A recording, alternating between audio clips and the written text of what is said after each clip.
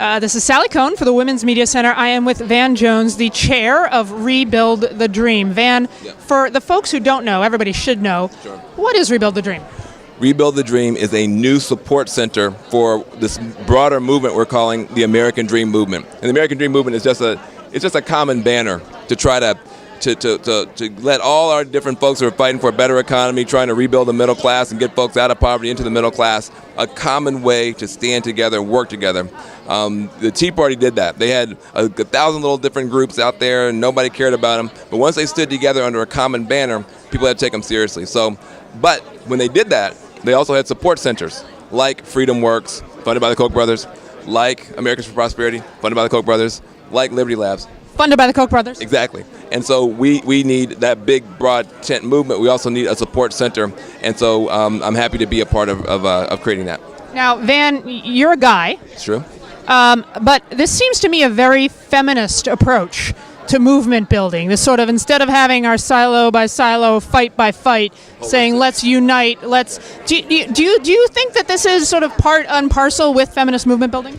You know, I think that we're just going into a very different phase in humanity, where we're going to have a lot more of the top-down dominator model, a lot more horizontal partnership model, and that's going to be the way I think the change gets done. And you see it happening with the Arab Spring. You see it happening in Wisconsin. You see it happening now with the Occupy Wall Street movement. I just think that we're entering a new phase where humanity is going to be solving problems in horizontal partnerships, and in some ways that is a return to more feminine and feminist principles. Now, going back, not to harp on the whole you being a guy thing, but this is the Women's Media Center. What do you think is the role of men in ending sexism and advancing gender equality?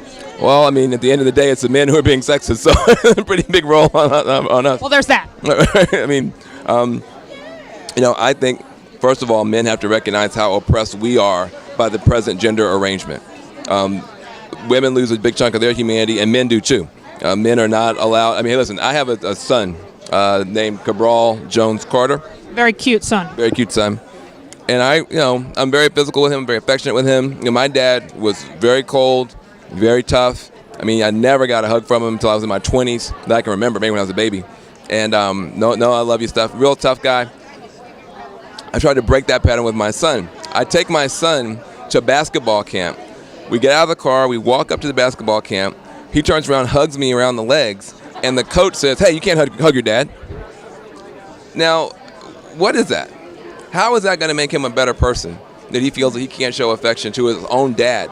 And I told the guy, I said, you know what? He can hug me as much as he wants. My dad is dead and gone. I'll never be able to hug him again.